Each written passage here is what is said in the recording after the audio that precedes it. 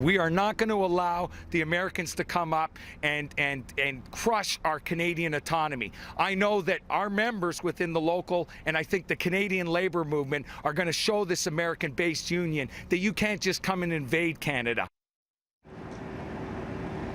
Fighting words from ousted TTC Union President Bob Kinnear today after he and his entire board were shown the door and given their boot by their U.S.-based parent union down south. Now there is a big power struggle in play here for one of the largest local transit unions in North America.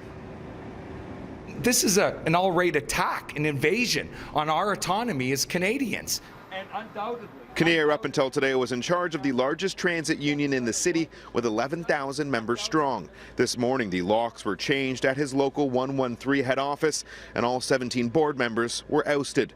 This letter was issued to Kinnear and his staff by ATU International, the U.S.-based parent union. It states that trusteeship of the local was imposed because Bob Kinnear filed a request with the Canadian Labour Congress to initiate the process to ultimately disaffiliate with ATU International.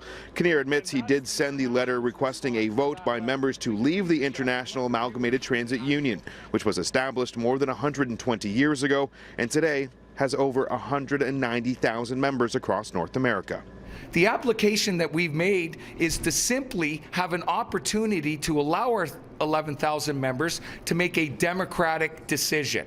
Late this afternoon, in a written statement, the ATU shot back, saying, quote, Kinnear's secretive effort to split Local 113 away from its fellow ATU Canada locals was done without the membership knowledge or consent or that of the executive board, because his actions represent a clear violation of the union's constitution and general laws. The International Union has placed the local in temporary trusteeship, a step the Canadian Labour Congress is calling unprecedented.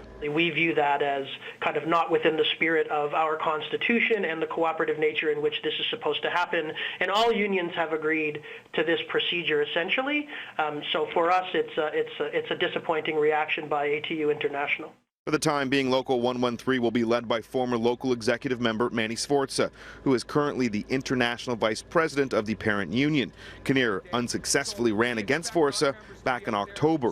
Kinnear says he and other ousted members of his board are now seeking a court injunction to regain control. When we have an American-based union that comes up and takes over our building with no communication in advance to the representatives that have been democratically elected by our membership, I call that an invasion. They may have won the battle today, but Canadians will win the war. Now, the good news for passengers is amid all of this turmoil, there's no expected service delays. Both the TTC and Bob Kinnear saying they did not expect any job action.